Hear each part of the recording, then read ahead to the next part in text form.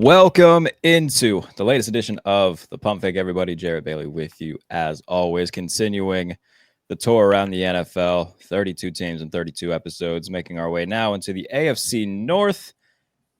Pittsburgh Steelers today, and doing it with one of the very best on the Steelers beat, my good friend Chris Carter from the Pittsburgh Post-Gazette. Good to see you, pal. How are you? What's up, Jared? How you doing, buddy? Well, we were talking about it in the lobby. It's hot everywhere right now. I'm ready for it to get a little bit. I can deal with Pennsylvania 80 degrees, whatever. That's fine. 95 humidity, feels like thick air. That's never fun for anybody. So, we're hopefully by training camp it's not this bad. That would be a big plus. Hey man, knowing Latrobe Luck, how many times you've been there, it's gonna be even worse. So yeah, I treat this time of the year like it's mini camp. Like get me ready for training camp. Stand out in the heat, breathe it in, be like, okay, it may suck right now, but by the time I get to Latrobe, I'm like, I can deal with this. And then still by the time you're hit week 2 of Latrobe, you're like, why am I still here? That's a good idea. Maybe I should just start taking like a few laps in this heat. That way, once, because I'll try to be at Steelers camp, and then going to be making a trip to Bills camp as well. So we'll see how hot St. John Fisher is during that week. So it's basically pre-gaming the the training camp stretch, which we're excited about. I mean, less than a month until the Steelers report to Latrobe. So, I mean, this is an exciting time of year as we begin to speculate what things are going to look like for them. And yeah, let's do that. Let's do that right now on this very show. The Pittsburgh Steelers. Obviously, the big news yesterday, Aaron Rodgers announcing that, hey, 2025, this is it, which we kind of expected, but hearing it straight from the horse's mouth, that, does puts a little bit more validity on it, and it, makes things set in a little bit more. I've said it since they signed him, even before they signed him. I think the baseline for the Steelers with Rodgers is what they were last year. I think that's basically the floor. I think Rodgers is better than either Justin Fields or Russell Wilson. So as long as they can avoid that seemingly inevitable post-Thanksgiving slump, then I think that they can finally get maybe an 11th win and put themselves in position to be the 5 seed in the AFC playoff picture, and maybe give themselves a much better chance of winning a playoff game rather than just backing in, having to take a trip to Kansas City or Buffalo or Baltimore, and really putting themselves against the wall in that situation.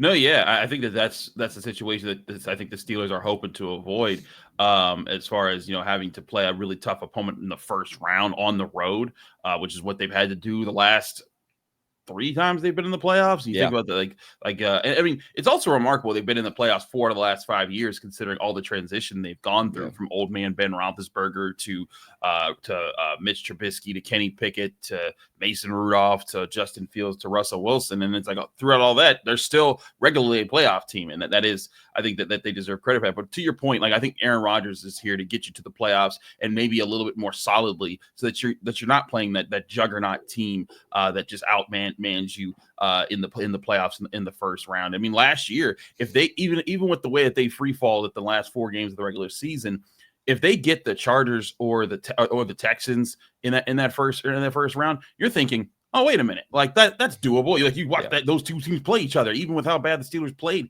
down the stretch, they would have stood a chance in that game. The Ravens, even when the Steelers were in it for a minute, it was just that, hey, look, the Ravens, they're in their prime right now. Their offensive line's firing all the cylinders. Their quarterback and running back combination is outstanding. It's just they have a lot of things going for them.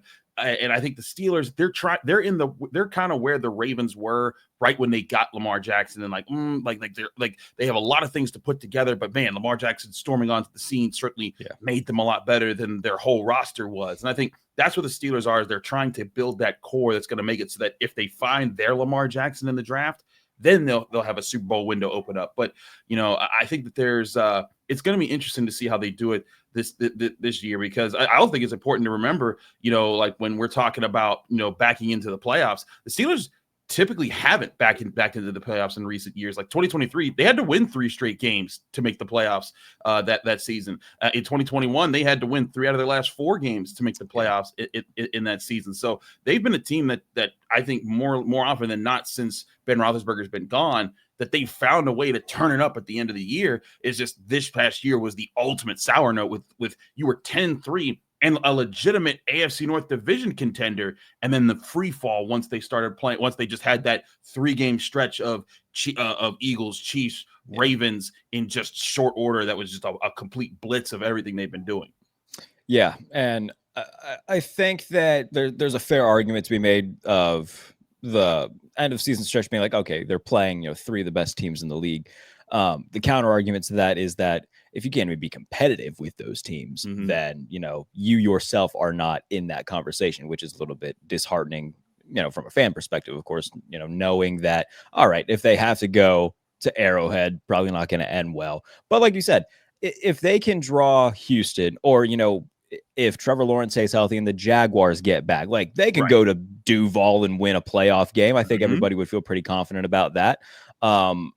I don't think that the Colts are going to surprise everybody, but, and the AFC South is wide open. Any of those 4 teams, I think they can go on the road and beat. The Chargers are interesting because, like, I'm not going to buy into the fact that anybody else is winning the AFC West until it's proven that the Chiefs won't. But in a case in which that does happen this year, if they could draw like Denver or the Chargers, I would feel supremely confident that they can go on the road and win that game. So it's just a matter of the draw, but they also have to do themselves the favor of trying to get to 11-6. And even if they get to 11-6, I mean, this division will eat itself alive a little bit. Perhaps it might be enough to, depending on division record, maybe to win it.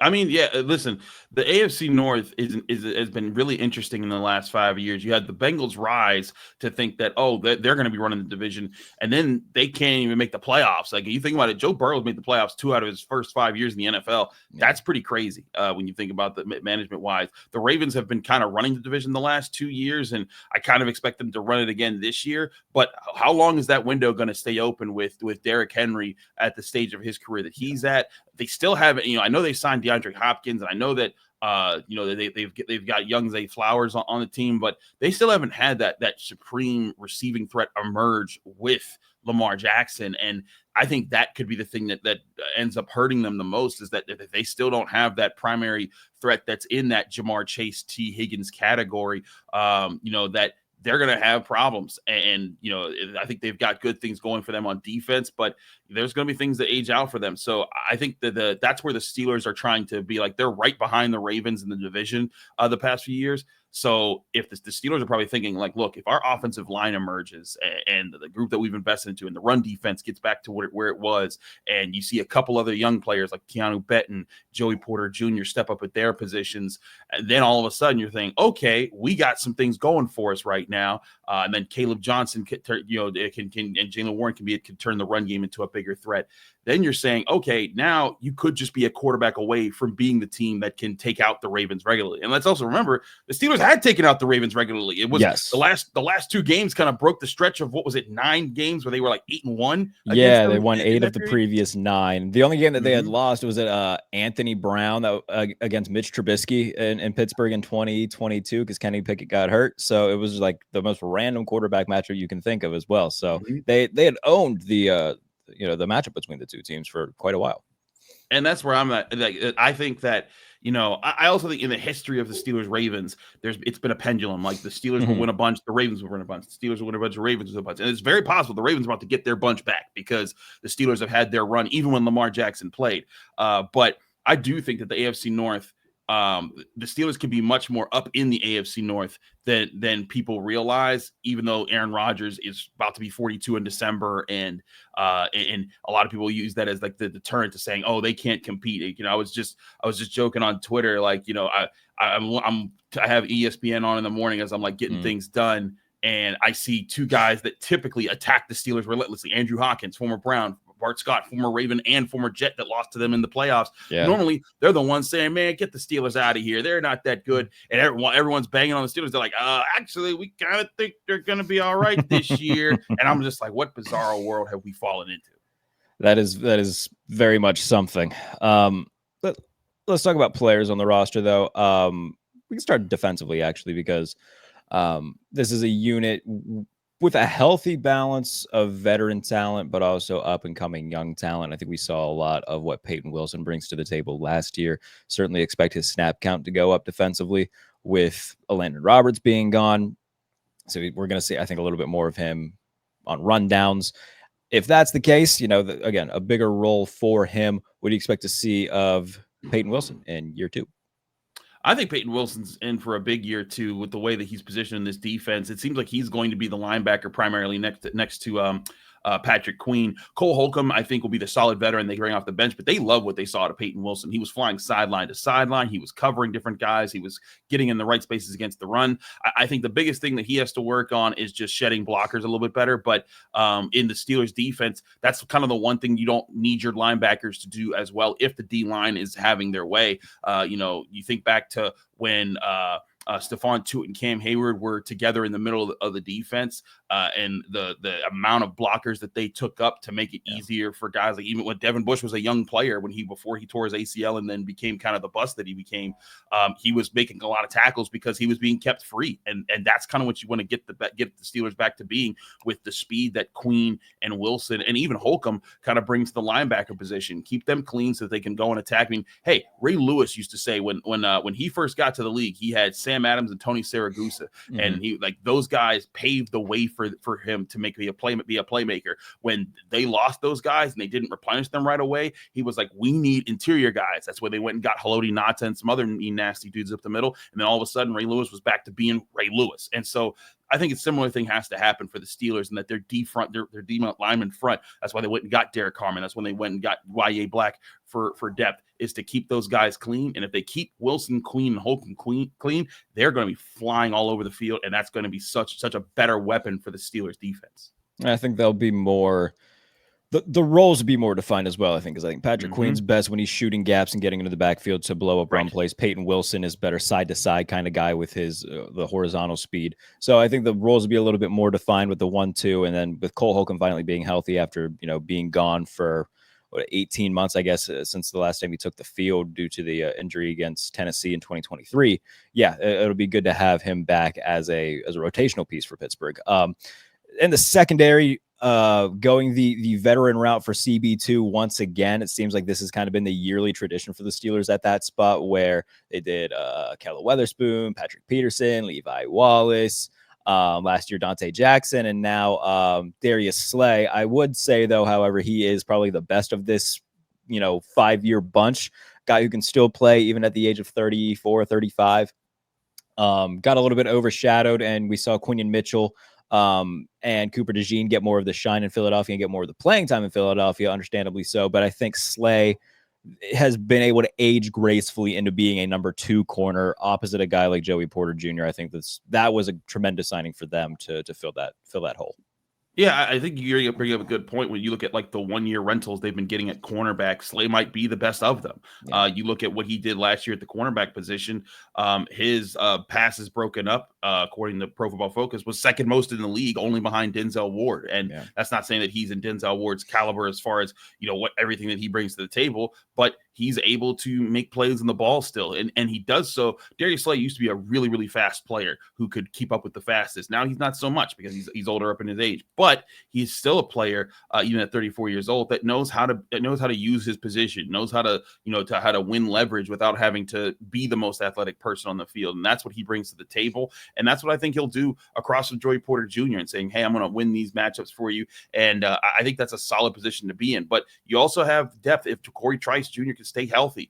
I think that he's a guy that they're excited to see what he brings to the table. I also think that Gerald Alexander, the new defensive backs coach, who was their assistant defensive backs coach 2 years ago before he went to the Raiders, I think him coming back is going to be a really big change for the Steelers defense. When you watch him in practice, he's so different from Grady Brown. That's not to say Grady Brown was bad, but Grady Brown was a guy that, like, if he saw a mistake, he'd kind of be like, and then he'd bring you into the classroom. He'd talk to you about it. When Gerald Alexander sees you make a mistake, everybody knows it because he's like, "That's not what I said to do.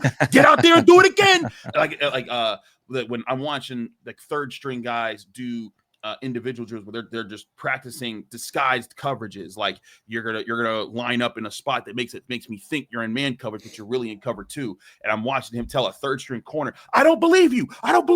That still looks like zone.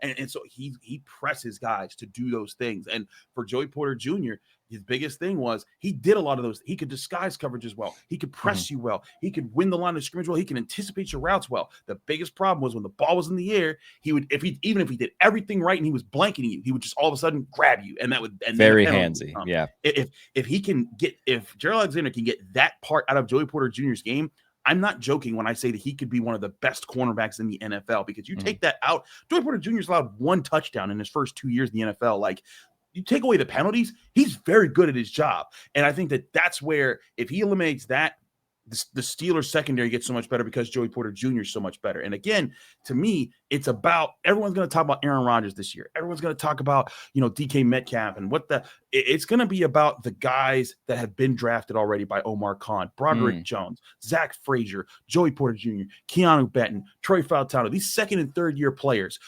How far do they come this year? And if they start to form those new lieutenants, they don't have to be the captains of the team, but if they start to form a new crew of lieutenants behind Hayward and Watt and Fitzpatrick, then everyone can start to say, wait a second, there's a lot of other good things going for this team. And now they're not weak against the run. They're not weak in trying to run the ball. And they're not weak in trying to protect their quarterback. They're not weak when you throw the deep ball on them. Okay, so what are their weaknesses? What do you attack? And then that's what wins you more games. And over the past 4 or 5 years, they've masked over below average offensive line play. They've masked over, bad linebacker play. They've masked over several different weaknesses. And I think that's where, when national people talk about Mike Tomlin, what he does well, he's like, look, they've had several roster deficiencies and they have made it so those roster deficiencies do not kill their seasons. Now, getting them back to being where it's a really good roster, where they've developed these guys and they're not masking over deficiencies, they're building these things together to make them serious weapons to win a lot more games. That's the direction I think the Steelers could be in if those guys develop. But again, that's why those are the most important parts of this season, and less so the 1-year quarterback who's admitted he's a 1-year quarterback. And another thing with Joey too, you look at the penalties, all of those were like spread across like 3 games. Like the Washington game last year was abysmal when it came to penalties. The away Cincinnati game, even though they won that game, he had a few there. So like a lot of it is very like sporadic, but when it snowballs, it seems, with him, like where if 1 becomes 2, 2 becomes 4, and then it's just like, all right, man, like we got to figure this out. But I do like the point you make about like, we don't need like you to be captains, just be lieutenants. I think that's, a good mantra for these like younger guys that are coming up. And they have done a good job of replenishing, especially the offensive line, where they felt comfortable enough making Fautanu their starting right tackle right off the bat. Zach Frazier. I don't know if that was the original plan, because obviously they had an injury in the middle of the defense, but stepped in and became one of the best centers in football right away. Obviously the big question is, okay, can Broderick Jones, now back at his original spot full time, can that help him become the guy that they thought he could be when they drafted him in the first round? If the Steelers are, I would even say, if they just get like slightly above league average offensive line play, that's already a big upgrade from what Aaron Rodgers got last year from the Jets. And if he has time to throw and make decisions, then this is an offense that can be very good. I set the threshold, a rough threshold for Aaron Rodgers, around like 3,800 yards, 23 touchdowns. And if you can keep it below like 10 interceptions, they'll be a playoff team if they do that, because if that's the case, he's not having to throw all the time and lead the NFL in attempts. And they're able to lean on Jaylen Warren and Caleb Johnson and not put everything on the plate of Aaron. So I think that the efficiency is what's really going to get him and the Steelers over the top, not just, box score stats that may look like he had a down year when really they just didn't need him to do too much. So I think a threshold like that would be a good thing to aim for if you're the Steelers offense. Absolutely. And listen, when Aaron Rodgers has been at his best, efficiency has been his game. He's led the NFL twice in total touchdowns, but he's led the NFL 4 times in touchdown percentage. He's led the NFL like 6 times in interception percentage. He's led the NFL 3 times in air yards per attempt, 4 times in passer rating. I think 4 times in quarterback rating. So he's been about those efficiency numbers. And granted, again, you're not asking him to go 40 touchdowns and 7 interceptions interceptions or 48 Right. touchdowns and 5 interceptions like he did in 2020. But you are saying, hey, Aaron, just like you said, keep those numbers down. Like one thing the Steelers have been good at, they've been good at protecting the football. Hey, protect the football like we've been doing, but we're trusting you to make some more of these more advanced reads that open things up. And to your point about the offensive line, if they give him more time and he feels more comfortable back there, that's going to work. And Zach Frazier, as you pointed out, and I wrote a story about this in the Pittsburgh Post-Gazette on Tuesday this week about this. Zach Frazier, he was made to be the quarterback of the offensive line in his rookie year, and it was a lot. But even while that being a lot and him adjusting to the NFL, he allowed the second fewest quarterback pressures among centers that played at least 1,000 snaps last season. The only player that had less pressures that played that much was Creed Humphrey, who's the best center in football right now. And if you're in that category as a rookie, that's a very good sign for what you could be as a second year, third year, fourth year player, and eventually a franchise center for the Steelers. I always talk around the Steelers, for all the things that they have right in their franchise history, they seem to always get center right when they swing big at it, whether it's Marquise Pouncey, Dermontti Dawson, or Mike Webster. They've had a dog there for most decades that people have watched them. So is Zach Frazier the next to that? Maybe. And then to your point about Broderick Jones, I watched this guy look a lot more fluid in mini camp and OTAs because he's lost 20 pounds, and he says he wanted to come in lighter, and he's a lot more fluid, and he's getting his noticeably lighter too. I mean, you can even see it if you line up interviews that he was doing in the locker room last year to when during minicamp, noticeably lighter.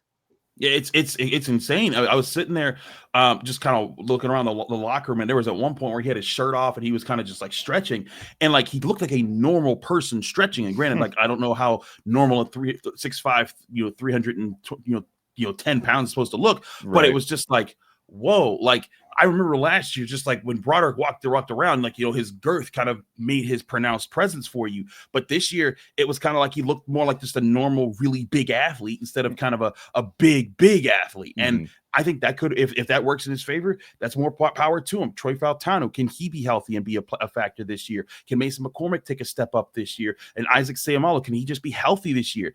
All those things, if they get 4 out of those 5 things to happen on the offensive line, they will be not just a slightly above average, they'll be a solidly above average unit that may be hey, they may not be top 10, but they could be 13, 12 best in the NFL. And if they're that, look out, because now the run game's going to be active. Aaron Rodgers is going to feel a lot better protection than anybody's really felt in the Steelers for a long time. And those are the things that can help you win a few more games, not waste as many possessions, and also not tire out your defense that, for the past 5 years for the Steelers has just been gassed by the end of the season because they're playing possession after possession after 3 and out after 3 and out after turnover, and having to kind of throw their best stuff at the beginning of the season. And then by the end of the year, everyone's like, oh, how did we get here? Well, at least we're in the playoffs. That's another factor that could help them win a playoff game this year.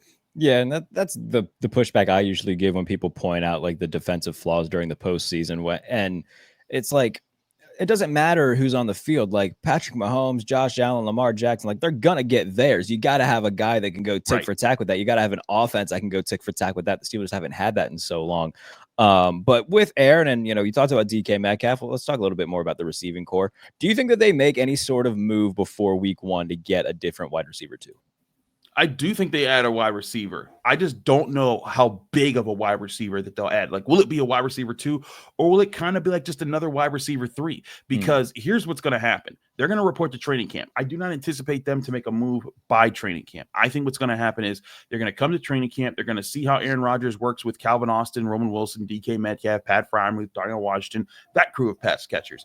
And when they put the pads on and then maybe even play a first preseason game, then they might say okay, this is how we feel the progress is with Austin and Wilson. And if one of those guys have emerged into saying, hey, maybe they're not wide receiver 2, but they're a really, really good wide receiver 3, like Antoine Randall L type level, when they let go of Plaxico Burress, being hey, Randall L wasn't a superstar, but he was a dangerous threat that when he was on the field, you had to know where he was because he could hurt you.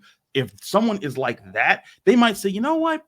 We don't need to go trade for big name wide receiver. We don't need to make some big splash here. We can just sign a Gabe Davis. We can just sign a guy that's going to be, hey, you're going to come in, you're going to line up on the outside, kind of be like what Mike Williams was last year. Yeah, I think But if those things don't happen, if Calvin Austin's still like, you're more just the speed threat that occasionally hurts people, and Roman Wilson's like, you're still working on your routes, buddy, then maybe they do say, you know what, we don't got time to play around. Let's go get a wide receiver this year, and actually pay for that. And then we can see who becomes available. And I keep telling people, don't look at the right now as far as who you think's available. Wait till training camp when you start to see players complain about their contracts, when you start to see teams being like, oh no, we got this young rookie that looks really good and we don't want to pay this veteran.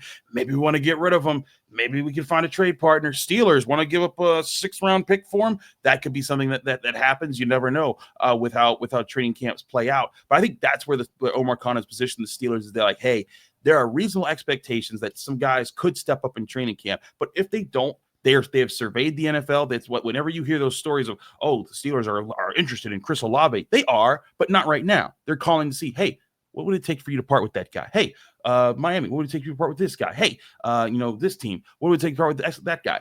They stack that up, they put that on the board, and they say, okay, this is the research that we did in talking to all the GMs. These are the prices that we know. So let's keep an eye on those situations and an eye on our own situation. And then that way we can be prepared when it's time to actually make a move. I think that a move will happen, Jarrett. I just don't think it'll be right away. And I think it will be contingent upon how good the Steelers wide receivers look in training camp. Yeah, very, very well point made by you. I think that even like toward the trade deadline, even like if they're playing well, but there's a team that's struggling with a receiver on an expiring contract where they know they're not going to pay him, and you're the Steelers, I mean, why not take a little bit of a swing? I mean, you see the helmet right over my shoulder. The Denver Broncos, Cortland Sutton's on the final year of his contract.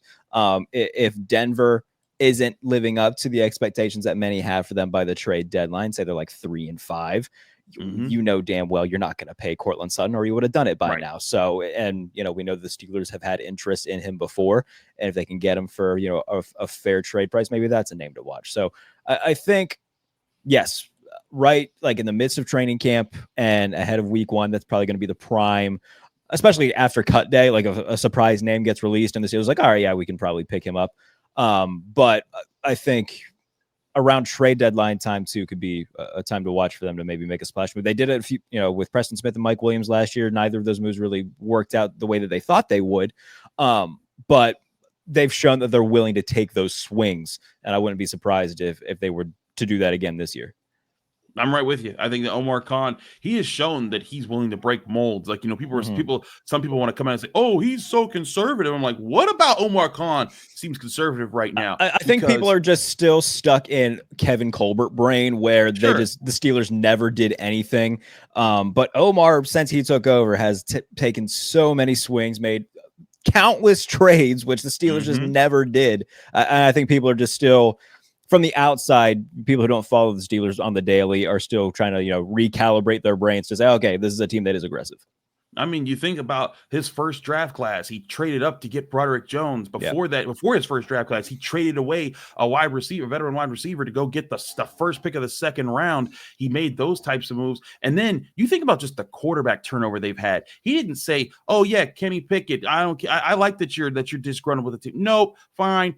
Justin Fields, get in here. Russell Wilson, by the way, you're already in here. Oh, you know what? That didn't work last year. Guess what? Flip the entire quarterback room upside down all over again, and we're going this direction. And do not color me shocked when they could trade up and make a big splash at quarterback in the draft next year. Thank you. And then that's the plan for that season. So you could be in a situation where the Steelers, for the past, what was it?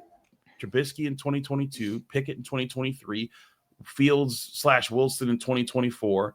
And then Rodgers 2025. You have 5 straight seasons where there might be a different starting quarterback at the start of the season. And not I mean, if you go back to prior to Trubisky, I mean, that's been with 6, and then next year with the quarterback will be 7. So like they're doing a new. Every year is a new guy, which is insanity. The Colts did it in like the late 2010s after Andrew Luck retired. But yeah, a stretch like this, it's very unheard of when it comes to Pittsburgh. Yeah, and again, I think it's because they're willing to say, "Hey, we're not just going to stick with the same thing and just hope for the same results." Yeah. They're trying different things. The problem is when they're trying different things, there's other things. There's so many things you got to fix, but they're trying things across the board. Yes, they might not have a swing tackle on the offensive line right now for if Broderick Jones or Trey Fautano go down, but guess what? They've got linebacker depth for the first time in who knows how long. They've got cornerback depth where if Slayer Porter go down, you're kind of excited to see can Corey Trice step into a role and play better than he has. There's answers across the board, and that's where I think Omar Khan, he continues to put the team in the position where, hey, there's potential for this growth here, but if this growth doesn't happen, we can quickly chop things off and go direction because we're not overly committed one way, which is what happens sometimes with Kevin Colbert. You think back to the late 2010s, a big part, or not late 2010s, early 2010s, when they first had like their first like non-playoff seasons under Mike Tomlin. A lot of it was they overpaid Lamar Woodley and he kept getting hurt. And so the money that they wanted to move around, they couldn't. And so, they had certain issues like that. You look at Ben Roethlisberger towards the end of the 2010s and the early 2020s and the money that they couldn't move around. Right now, Omar Khan has done a really good job of saying, hey, we're maneuverable. We're able to, spend here, make this move, keep our core guys, but also be able to switch things in and out. I think that's what he's done. And I think he'll continue to do that now. It's just a matter of can they swing correctly on a lot of these other moves to build up those lieutenants we're talking about. If they do, I think the Steelers are a better team than many people predict. I agree. I was talking to Bucky Brooks about this yesterday, and I want your thoughts on this. Mike Tomlin extended through the 2027 season. He's entering year 19 as head coach. Chuck Noll was the Steelers head coach for 23 years. How much longer is Mike Tomlin the Steelers head coach? I think Mike Tomlin is the Steelers head coach so long as the players believe in him. And I think that's the factor there is that when Bill Cowher, I always make this comparison with the Rooneys. With the Rooneys, I try to use their historical comparisons because they don't fire coaches. But you remember Bill Cowher in the late 90s. The Steelers went 7-9 and 6-10 and 9-7, missed 3 straight playoffs. That's the only time since the 80s. Carry the 3 and see. Yeah, right. Like since I was born, that is the last time that the Steelers have missed the playoffs in 3 straight seasons. And the Rooneys extended Cowher after that. And people were like, why are you extending this guy who can't make the playoffs? And they said, because he never lost the locker room. And this team still believes in him. And there's captains that we see emerging and also leading the team right now that are saying, that's our guy. And so long as Mike Tomlin has those guys, he'll coach for however long he wants to. And that's the thing about this team. That's why George Pickens is gone. Mike Tomlin poured everything he could into that guy. If he couldn't mature, that's on him. Send him off somewhere else. Same thing happened to Chase Claypool. Same thing that happened to Deontay Johnson. Now, speaking of Deontay Johnson, by the way, what a 24 hours that guy's had. Oh my gosh. Just that went from definite number 1 wide receiver, maybe best route runner in NFL to can he stay on a team? That's insane. But again, the Steelers get the most out of those guys. They go somewhere else, and they're not even close to what they were for the Steelers. I think that's where Mike Tomlin says, hey, if you're the Rooneys, they're like, hey, TJ Watt is still our franchise guy. Cam Hayward's the soul of our team. Leaders like Minka Fitzpatrick. And then the guys that you're hoping to be lieutenants, they all look up to Mike Tomlin. They all say, I don't want to play for nobody else other than him. Yeah. If the day comes where the Steelers have back-to-back losing seasons under Mike Tomlin, and you're just seeing the guys that you really believe are the future of the franchise saying, like, it just ain't working, man. That's when Mike Tomlin will be gone. Like, let's say the Steelers do well this year, don't win the Super Bowl. They draft, they trade up and get their quarterback of the future. It's Lenore Sellers or Garrett Nussmeier, or Cade Klubnik or Drew Al. It's one of those guys. And they're playing really well in their first 2 years of being in the NFL with Mike Tomlin. But the team's just not clicking. And that quarterback is in that conversation of the Josh Allens and the Joe Burrows, but they're not playing, but they're not getting the full team results. And that quarterback's just like, I need an offensive coach. I need. That's when a change might happen if Mike Tomlin's sent out. But here's what's probably going to happen: they're probably going to draft. They're probably going to do well this year. They're probably going to draft a quarterback that fills the vibes. And then if these other things develop, which Mike Tomlin has been very good at developing position groups out throughout his career. I thought it was hilarious one time when Stephen A. Smith was like, "When are you going to develop the cornerbacks?" He's like, "You used," and Mike Tomlin on air said, "You used to say that about my offensive line, and now we got Marquise Pouncey and David DeCastro. So how you like about that?" And Stephen A. was like, "You right, my bad." That's where I think the Steelers are right now, is that they've developed their edge rushers. They've developed certain things. Now they're developing the offensive line again. If that offensive line doesn't coalesce, that'll lead to the situation that I'm talking about, where they're going to if they land that superstar quarterback and the offensive line's not good, then they're going to be like, hey, Mike, we need you to be able to develop more parts of this team, or at least be the coach that oversees that development, because it's not always the head coach that just gets into the meeting room and says, you're better. It's not like that. It's the head coach is creating the environment for these things to happen. And under Mike Tomlin, they've consistently happened, and that's why they're consistently in the playoffs. It'll just be, if he ever does leave, it'll be when that time comes to an end, when you're not seeing any positions develop. Because again, you can't develop every position all the time, every day. Sure. But when you're seeing that lack of development, that's when I think the Steelers will be like, all right, Mike, thank you for your services. We're moving on. But I mean, with the way that I've seen guys working, you got guys like Zach Frazier coming up. I think big things are coming for Broderick Jones, and I think good things are coming for Joey Porter Jr. I think that this is I think that Mike Tomlin, he's not going anywhere for I'd say he'll probably sign another extension in 3 years. The way that I think things will play out. All right. Yeah. Time will tell with that. I just find it interesting to see what everybody says. All right. Before we get out of here, let's talk record prediction, end of season prediction. Come January, what are we talking about in terms of the season that the Steelers had? A lot like what we talked about earlier. I think the Steelers either win 10 or 11 games. I'll say 11-6 is an official prediction. Mm-hmm. I think they're the 5 seed in the playoffs. I think that they get the AFC South team, whoever that is, and I think they play them well and win that game. Mm-hmm. I also think that depending on how healthy they are at the end of the season, that could be the determining factor in the divisional round game. Say they get to the point that I'm saying they win a wild card game, then they have to go on the road, play either the number 1 seed or the number 2 seed in the playoffs in that next round. They get to that point, if they're healthy, they could steal a game against a really good team. I don't think that they're a Super Bowl threat this year. I think that they are a threat to be an up and comer with an older quarterback that's going to wow them. I think that they're the Vikings of 2009. That's a good shout. When like Brett Favre came to them, and when everyone thought Brett Favre was done and cooked after his year with the Jets, coincidentally, and he comes to a new team that has weapons around him, and everyone's like, "Oh man, this is so much fun!" But like when he threw that interception in the NFC Championship game, you were like, when Paul Allen almost ran onto the field and strangled him. That's still one of the Paul Allen's still one of the funniest commentators of all time for the way that he breaks down the tragic Minnesota losses. It is beautiful. But like, you think back to that, like I remember just as a kid, I was in college when that happened, and when he threw that interception, I was like, that's about where I thought this should have ended. Yeah, it's a pretty poetic ending for Brett Favre, honestly. Exactly. Hey, you're a good quarterback. You're a great quarterback. You're a Hall of Famer. You did a really good job making this team go from mediocre to a decent contender. I think that's what Aaron Rodgers does for the Steelers. The question will just be, will that fall off happen in the wild card round, the division round, or the AFC Championship? I think that is the ceiling for the Steelers, is make the AFC Championship game. That you have done a whole lot with this really young team with a really old quarterback, and I think that's there. But if they miss the playoffs, then we'll see where things go. And for anybody who will listen to that and say, okay, well, how are they going to get a quarterback if they do that? The Chiefs made it to the divisional round of the playoffs the year that they got Patrick. They were the 2 seed. They traded up to get him. The Bills traded up twice to get Josh Allen. Like, there are things that they can do. The Steelers have an influx of draft picks in 2026. There's a method to that madness where they are clearly eyeing, okay, we know that this is a loaded quarterback class, but we also know that we're probably going to win a lot. We have a lot of draft picks to move up. So, I mean, if you're a Steelers fan, I'll say this. Keep an eye on a team like the Titans, who they're probably going to be bad again, but they're not going to take another quarterback unless Cam Ward's just god-awful, which I don't foresee happening. So teams that just drafted quarterbacks in recent years who are probably still going to be bad, keep an eye on those teams as potential trade partners if you're a Steelers fan, because it could very well be the team that they move up with to get their future franchise quarterback. But we'll see how this year plays out. I'm looking forward to it. This is the most excited. I mean, everybody who listens to this knows I'm a Steelers fan. Most excited I've been for a season in quite a while. So very much looking forward to seeing these guys at training camp and in preseason. And walking the sidelines with you at Latrobe in your incredible sunglass game. I'm very much excited for that. Shout out Shady Rays. They always hook me up, man.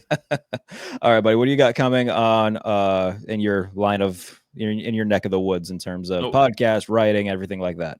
We got a lot of things coming out. I have another feature story on the Steelers and their development of their players in the Post-Gazette, I believe Thursday it's coming out. Also have my live chats, my live Q&A session with the Pittsburgh Post-Gazette at 1 p.m. If you're a subscriber, just click on the link that I post on my social media accounts. By the way, follow me on social media on all different apps, whether it's Twitter, Instagram, TikTok, Blue Sky, whatever you got. It's at Carter Critiques. That's my handle wherever I go. And then you can check out my work at the Pittsburgh Post-Gazette, post-gazette.com, where I do all my written work there. I also do the North Shore Drive podcast with them every Monday, Wednesday, and Friday. I also do the Locked On Steelers podcast every Monday through Friday, same way that you get Jarrett's show, your favorite podcasting apps, YouTube. Like this video if you enjoy it because you want to get more of Jarrett because he does a great job. And then you can subscribe and get all the great content. I tell people all the time, there's so many great Steelers creators right now and people that are around the Pittsburgh scene that are seeing everything going on. And it's a great time to tune in, tap in, and get the people that are giving those inside perspectives. Jarrett, keep doing a great job.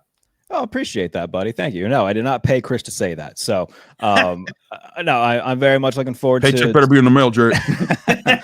I'm looking forward to seeing you in about a month's time, and getting through another good season, talking to you about it. So, appreciate everybody for tuning in. Again, if you're watching on YouTube, be sure to subscribe, click the bell, do all that YouTube stuff. If you're listening as a podcast, follow on Spotify. Leave a review wherever you're listening. Appreciate everyone for tuning in. Tomorrow, we continue the tour around the AFC North. Kevin Ostreicher from Ravens Wire and Locked On Ravens will be joining me, and that'll be a good conversation, so be sure to tune in then. Until then, take care. It's the Pump.